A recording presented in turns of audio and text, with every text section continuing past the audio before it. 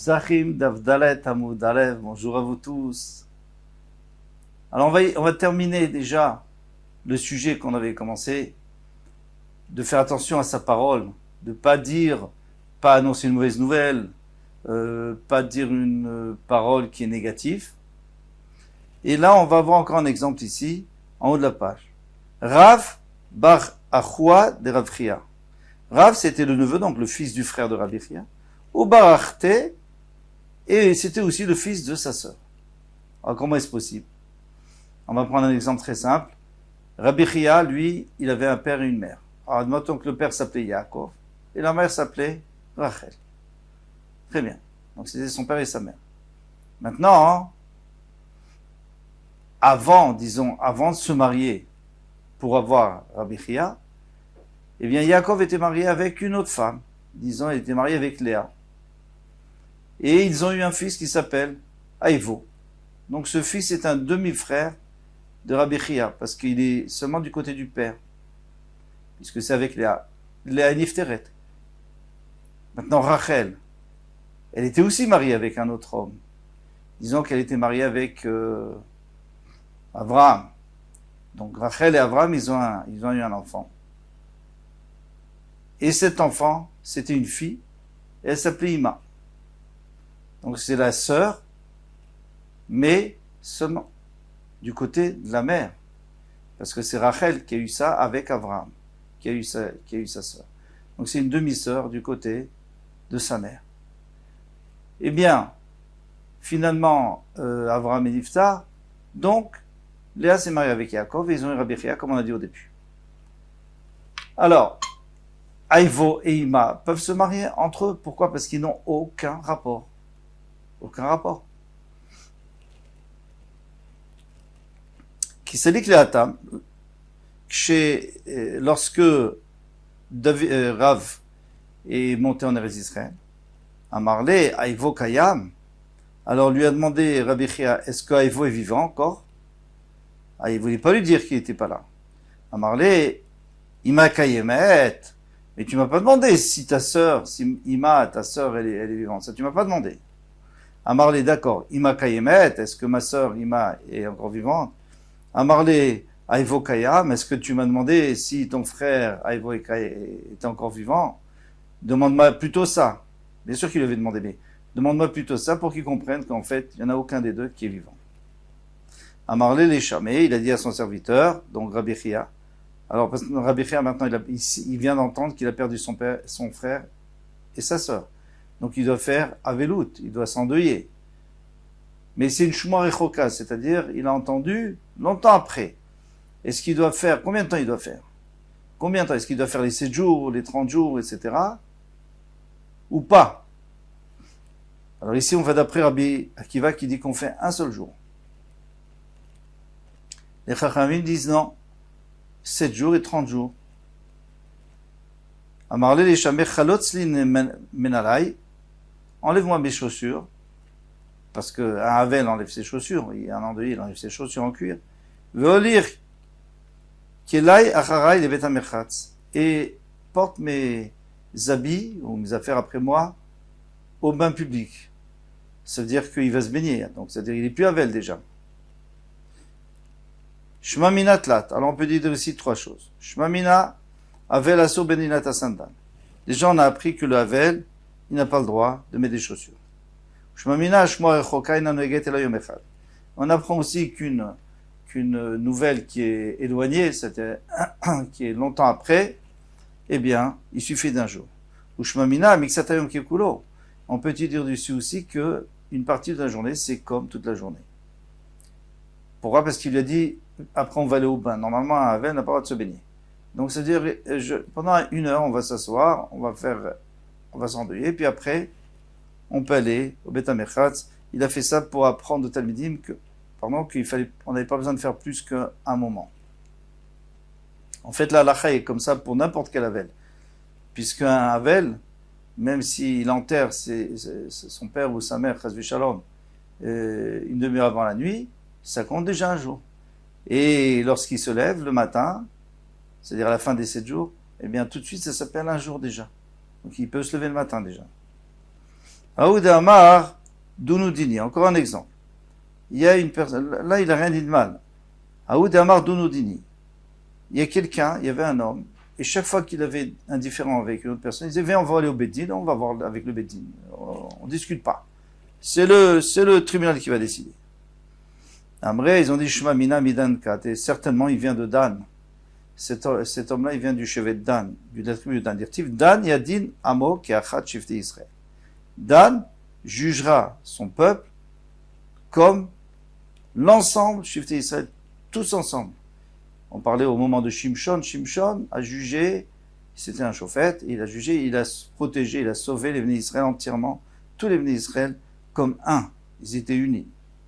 Donc tu vois que dans le chevet de Dan, on juge. Alors lui aussi, il a gardé on peut dire un défaut, de chaque fois aller, au lieu de s'arranger, de chaque fois aller se faire juger. Aoud avec Azil Vermar, il y a un qui avait l'habitude de dire, à Kef Yama, sur le bord de l'eau, c'est-à-dire sur la plage, à Sisni Birata, je vais baser la construction de mon palais. Batkou, ils ont vérifié, Vashkochou de Zvulun Kat, il venait de Zvulun. Zvulun Nechof Yamim Yishkon, on sait que Zvulun, il habitait à côté de la mer, parce qu'il était constamment en voyage, donc on lui a donné une partie à côté de la mer. Alors, il y a une petite différence entre Dan et Zvulun, c'est que Dan, ils n'ont même pas vérifié, ils ont dit c'est sûr qu'il vient de Dan. Parce que Zvulun, ils sont allés vérifier, et après ils ont vu que c'était de Zvulun. Pourquoi Dan, ils étaient sûrs, ils n'avaient même pas besoin de vérifier, parce que de dire je vais construire ma villa à côté de la mer, ça tout le monde peut le dire. Donc on n'est pas sûr qu'il vient de Zvulun. Tandis que quelqu'un qui va chaque fois au Beddin, ça c'est désagréable, il doit y avoir un problème. C'est pas comme ça, c'est pas par hasard. Donc c'est sûr qu'il vient de Dan. On revient à Biuchametz, Dikat Chametz. Maintenant que d'après tout le monde a dit que la nuit et que Or c'est le soir qu'il faut vérifier le Chametz. Mirde ben Rabbi Yehuda ben Rabbi Meir, cependant, soit d'après Rabbi Yehuda, soit d'après Rabbi Meir, qu'on verra plus loin. Chametz sheno asur est là, Mishe Shaot Mala. Le Chametz il sera asur seulement à partir de la 6e heure, d'après la Torah, la 6e heure, c'est-à-dire à Chatzot, du 14, de Eref Pessah. Vivzok Beshit, donc dans ce cas-là, tu peux très bien vérifier à la 6e heure. C'est-à-dire pendant la 6e heure, jusqu'à la fin, juste avant Chatzot, tu vérifies. Le Chametz, pourquoi il faut vérifier déjà le soir d'avant? Et si tu me dis qu'il y a un principe que les gens qui sont zvezim, c'est-à-dire qui veulent vite, qui veulent bien faire les mitzvot, ils font vite. Ils ne traînent pas, ils n'attendent pas la dernière minute. Nivzak mitzafra, alors on n'a qu'à partir du matin. Pourquoi déjà du soir? Tu vas me dire, bah d'accord, pourquoi?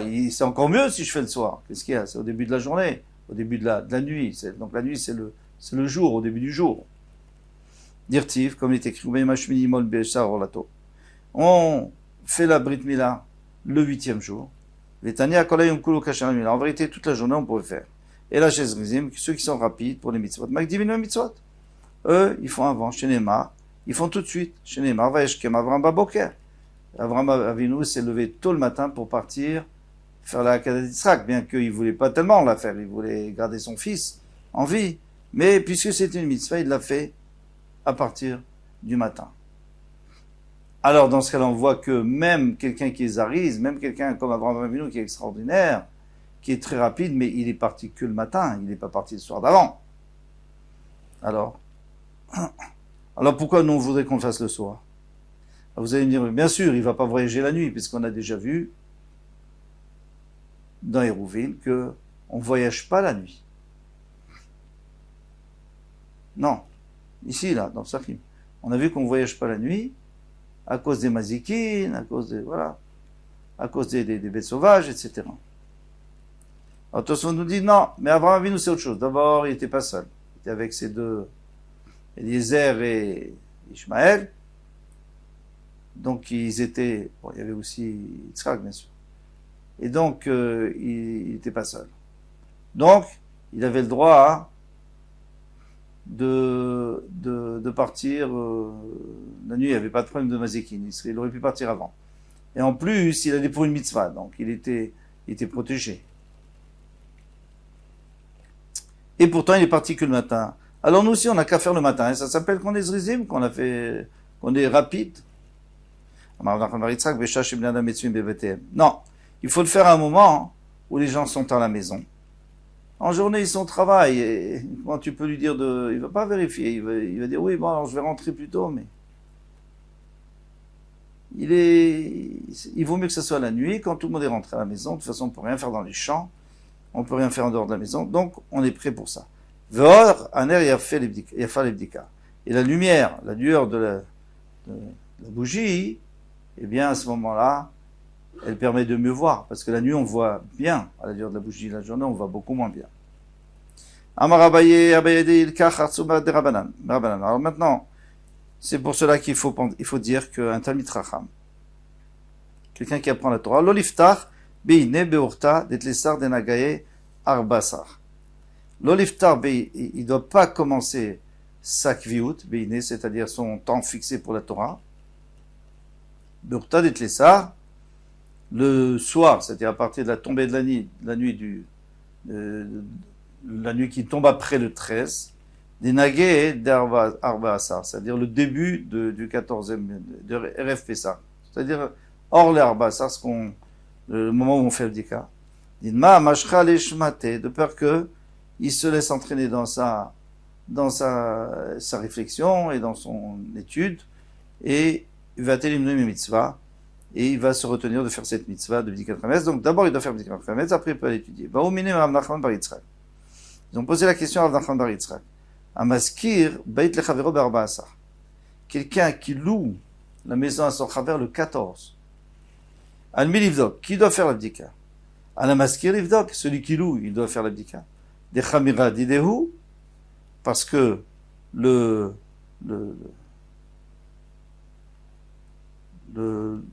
chametz est à lui. Ou dilma la socher livdok. Ou alors c'est le socher. C'est le louar parce que c'est chez lui qui est le chametz. C'est lui qui va passer Pessah, le chametz. Tashma, viens, écoute, amaskir beit lechavero, ala socher, la sot lo mezouza.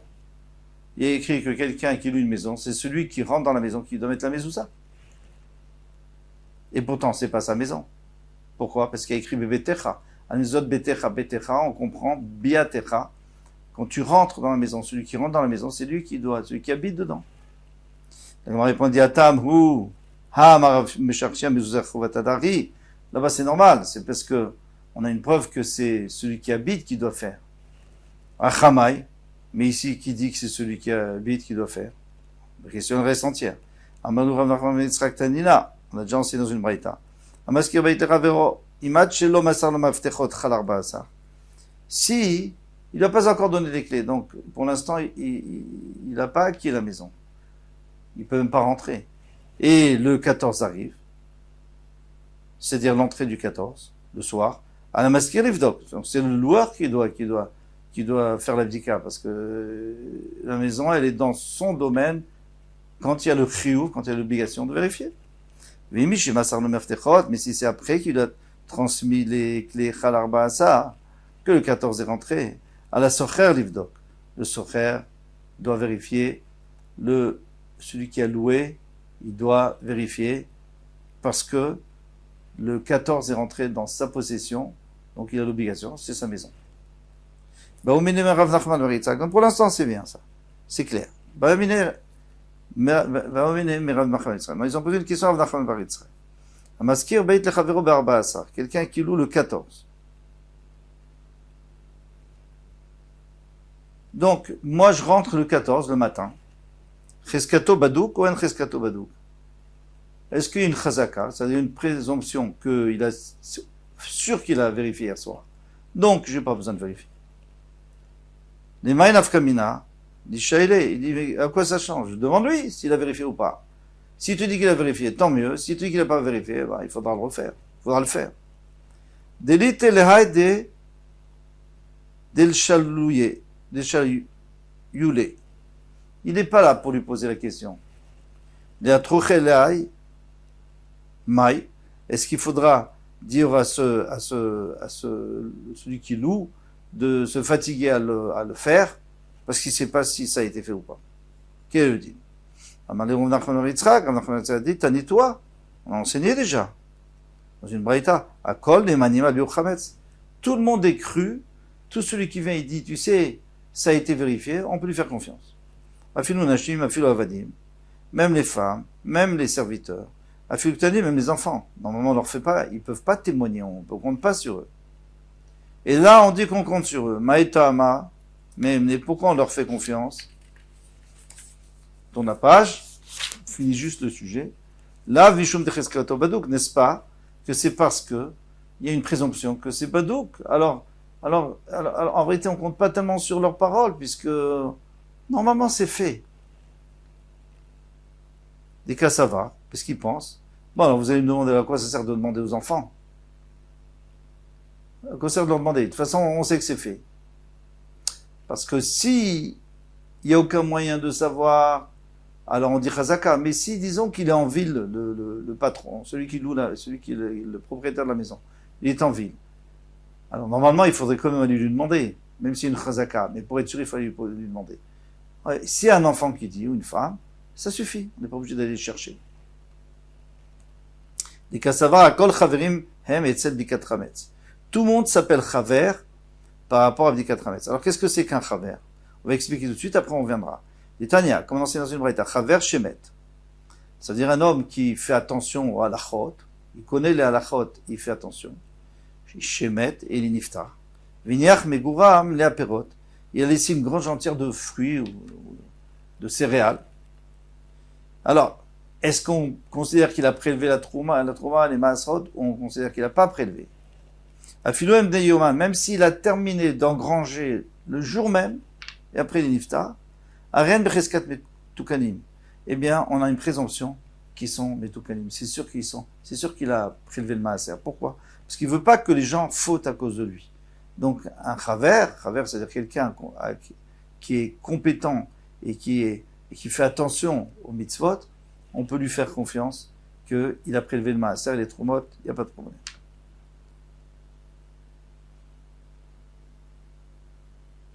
Alors ici aussi, bien que le propriétaire c'est peut-être pas un chaver, peut-être c'est pas un talmid chacham, mais on peut le considérer comme un chaver parce que tout le monde fait attention à Bikat Chametz. C'est pas comme les maasrot, maaser, tout ça, bon, c'est tout le temps et ça coûte. Ça coûte, il faut donner au Lévi, il faut donner au Kohen. Mais là, c'est quelque chose qui arrive une fois par an. Tout le monde fait attention. Bikat Chametz, tout le monde fait attention. Même les ignorants, ils font attention. Donc on peut leur faire confiance. Alors ici aussi, on fait confiance et c'est pour ça qu'on peut croire les enfants et les femmes et les serviteurs. Ou Mimai, qui dit, peut-être ici c'est différent. On compte pas sur la chazaka.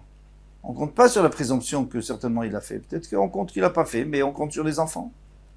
Alors il m'a dit, Aneatu, Amira, de Ane, Mide Mashashahid, B.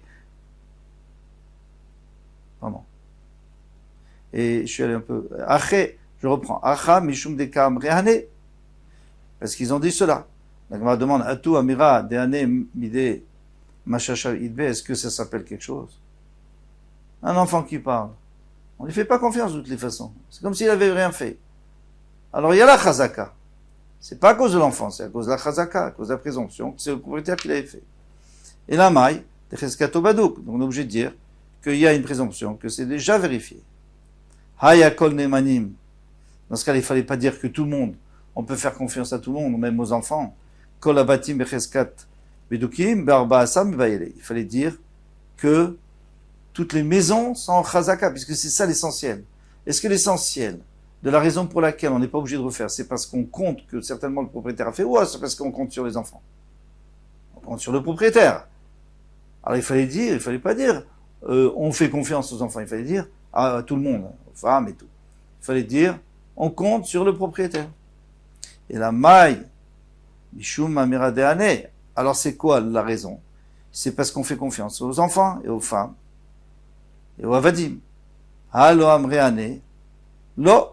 Mais s'ils n'avaient pas dit, on n'aurait pas fait confiance. Tipshot minayou.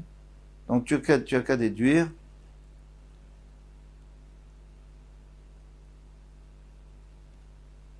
Tifshot mine, den chaskato baduk, que normalement, il n'y a pas de chazaka. C'est que grâce aux femmes et aux enfants qu'on peut ne pas faire l'abdika, mais il n'y a pas de chazaka et normalement on ne compte pas qu'il a fait.